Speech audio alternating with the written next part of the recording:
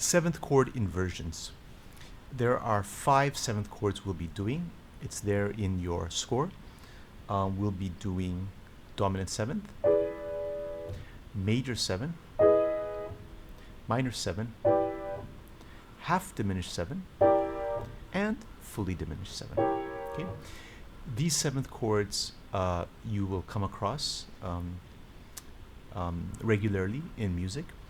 The most common one being the dominant 7th, but all the others do feature prominently. Major 7ths are not used in classical music so much, but you will come across them. Definitely, of course, they're used in jazz a lot. Maybe not so much in like sort of praise and worship styles, generally speaking, but you will find them in use in many different kinds of music. Minor 7ths are there a lot. You'll find them in use in classical music and in every style.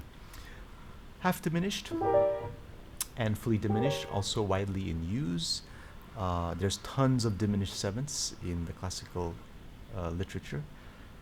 So we need to know these very well. So same thing as with the triads. We want to practice all the keys and be able to play the inversions, right? This is E, so this is E dominant 7, first inversion, second inversion, and we have a third inversion because we're doing 7th chords. All the way to the top, coming down, third, second, first, and root. Some tips: always use 5 on the top or on the bottom. So 5, 5, 5, 5, 5. Okay, so just use 5 all the time.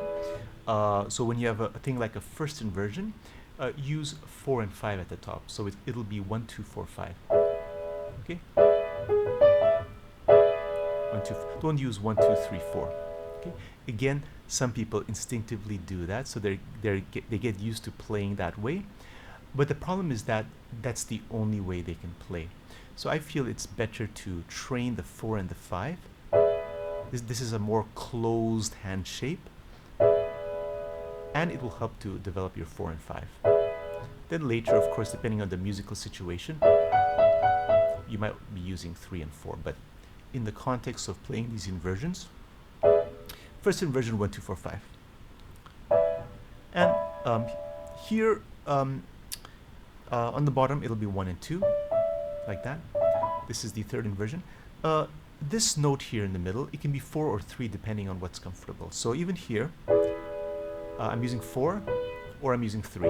So it's up to you. Same thing with minor 7. For me, the 4 is comfortable, but 3 also can be used. Okay, so you can try either one.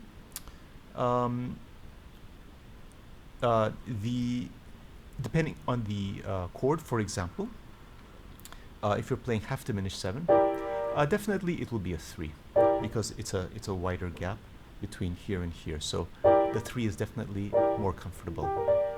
But again, first inversion, okay, 1, 2, 4, 5, like that. 1, 2, 3, 5, 1, 2, 3, 5, 1, 2, 3, 5, and 1, 2, 3, 5 or 4, 5 is your preference. Okay. Okay.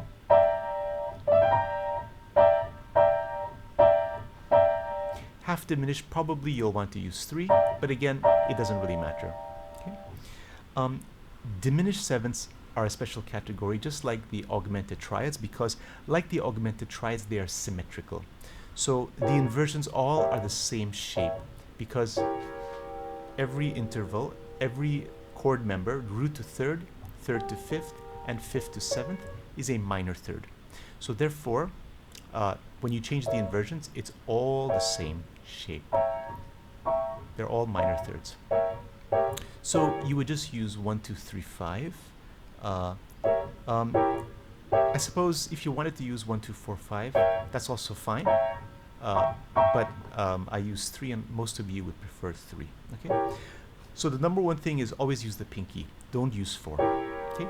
Learn to use your pinky and go in deep. For example, when you use 4, the 4 is longer, so your hand is able to stay more out Your thumb can be a bit more out, and the 4 is still reaching. If I use my pinky, I have to go in deeper. So don't be scared of going in deeper to allow the pinky to reach. Otherwise, what happens is, uh, yeah, just don't be scared to go in a bit deeper to get the pinky in. Okay.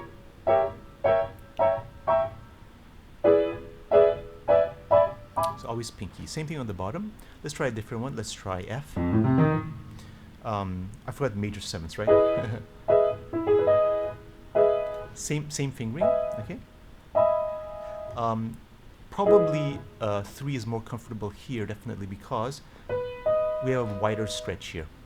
So if you use 4, it's a little bit of an extra stretch. So you'll probably want to use 3 instead of 4.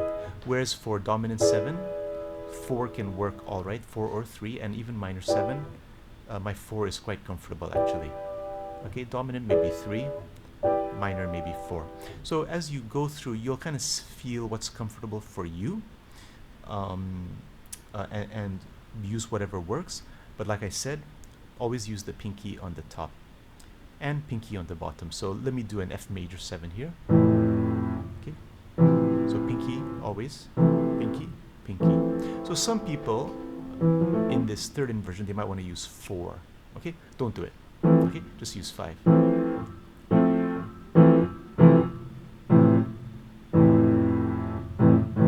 Okay, so 4 or 3, it depends on the chord, depends on the key, depends on the personal preference, but always use 5 on the bottom.